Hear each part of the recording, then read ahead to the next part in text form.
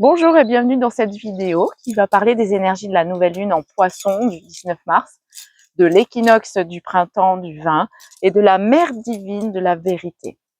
Alors l'intention d'aujourd'hui, ce n'est pas de forcer l'émergence, de ne pas se mentir subtilement, se réaligner avec douceur et lucidité et laisser le vivant prendre sa place.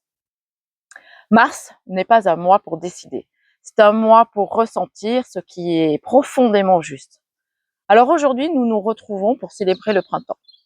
Nous avons traversé ensemble le vide, nous avons reconnu l'élan, nous avons ancré le mouvement. Et aujourd'hui, quelque chose s'ouvre. Pas parce que nous sommes prêtes, mais parce que la vie reprend. Alors ce chemin est une continuité. Décembre, nous avons vu que c'était un arrêt. Janvier, une redirection. Février, un ancrage. Mars n'est pas une continuité mentale. C'est une ouverture organique. Ce qui était préparé commence à émerger naturellement. Que nous dit la nouvelle lune en Poisson? La dissolution et l'ouverture du cœur. Les poissons, gouvernent les émotions profondes, l'intuition, l'invisible, la sensibilité, le lâcher-prise. Alors cette nouvelle lune n'est pas structurante. Elle dissout les résistances. Elle peut provoquer hypersensibilité, fatigue douce, envie de ralentir, émotion inexpliquée, besoin de solitude, sensation de flou. La question que posent les poissons est: qu'est-ce que je ressens profondément que je n'ose pas encore reconnaître? Après que tu te sois ancré, ce qui est vrai remonte naturellement. Ce qui est retenu cherche à s'exprimer et ce qui est aligné apaise le corps.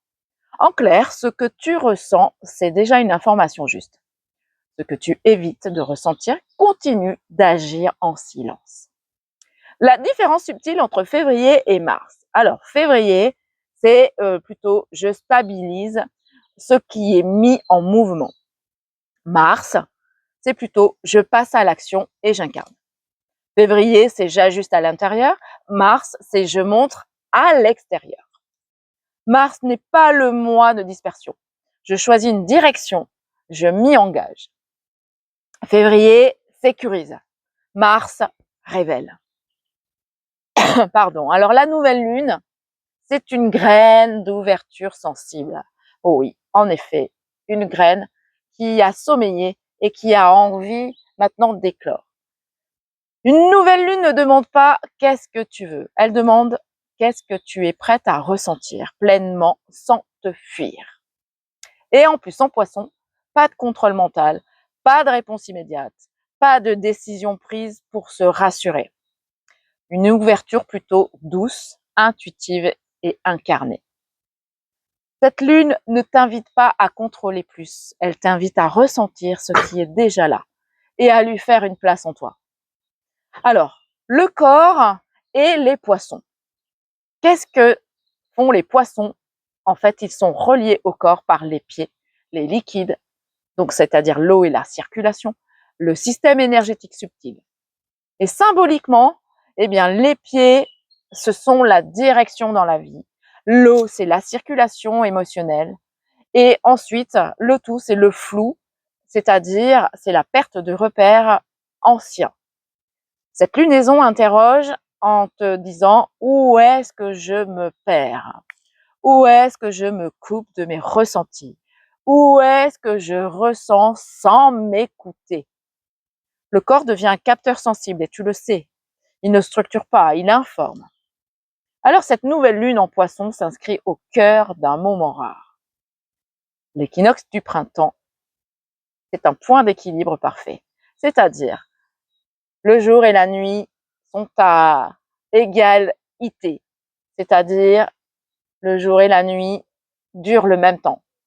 La lumière et l'obscurité, l'intérieur et l'extérieur. Mais cet équilibre, n'est pas un état, c'est un seuil. À partir de cet instant, la lumière prend le dessus. Le printemps, ce n'est pas une saison douce, c'est une percée du vivant. C'est le moment où ce qui était enfoui pousse, la graine. Ce qui était invisible devient visible. Ce qui était retenu ne peut plus l'être. Donc la vie ne demande plus la permission, elle s'impose. Cette nouvelle lune amplifie ce mouvement. Les poissons, eux, ouvrent les portes. L'équinoxe met en équilibre. Le printemps met en mouvement. Et ensemble, ils créent une tension vivante entre ce que tu ressens et ce que tu es prête à incarner. Quel est le message initiatique du printemps? Ce qui est vivant en toi restera plus en attente. Ce qui est vrai cherchera à émerger. Et ce qui ne l'est pas ne pourra plus se maintenir. Ce n'est plus un temps pour se préparer. C'est un temps pour laisser apparaître. Le lien direct avec la mère de la vérité. La mère de la vérité apparaît en mars, mais elle n'impose rien. Elle révèle.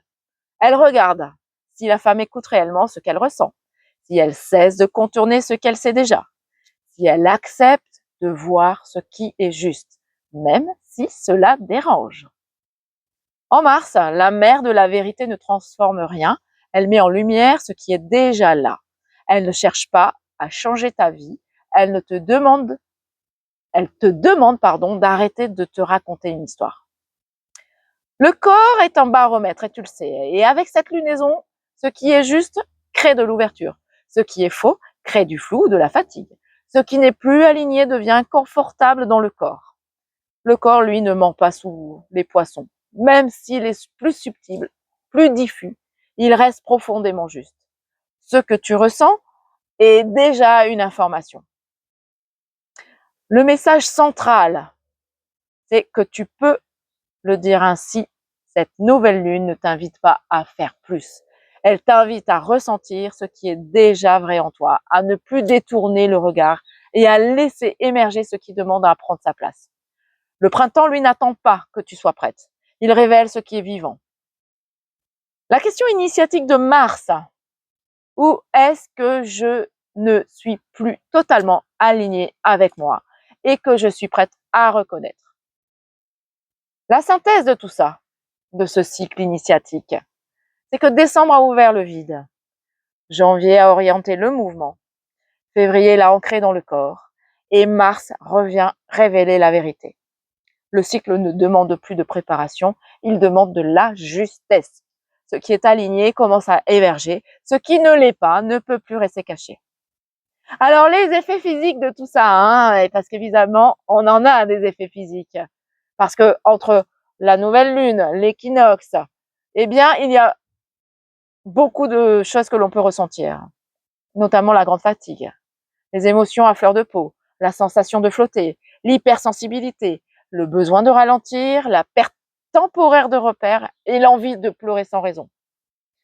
Alors rassure-toi, ce n'est pas un déséquilibre, c'est une ouverture du système sensible. Le corps passe de la tenue, en hiver, à la circulation du printemps. Quel est l'archétype du poisson? Les poissons ne sont pas flous, ils sont profonds. Ils posent souvent cette question. Qu'est-ce que je ressens vraiment et au-delà de ce que je me raconte surtout? Quelles sont les qualités activées par le poisson? C'est l'intuition fine même, la sensibilité accrue, la connexion au subtil, la capacité à lâcher prise et l'ouverture du cœur. Et les défis révélés par ce poisson, c'est se perdre dans les autres. Attention, fuir dans le flou ou l'illusion, ne pas s'écouter réellement et absorber ce qui ne nous appartient pas. Et confondre plutôt ressenti et confusion. Alors cette nouvelle lune, eh bien, elle est là pour dissoudre les illusions. Elle ne clarifie pas par le mental, elle révèle par le ressenti. Voilà. Maintenant, si tu veux accéder à l'enseignement de la mère de la vérité, eh bien, je t'invite à m'envoyer un message, à prendre contact avec moi pour que je te l'envoie, moyennant donc une participation de 10 euros. J'espère que ça t'a parlé. N'hésite pas à m'envoyer un petit message et à me dire ce qu'il en est pour toi. Je te dis à très très vite.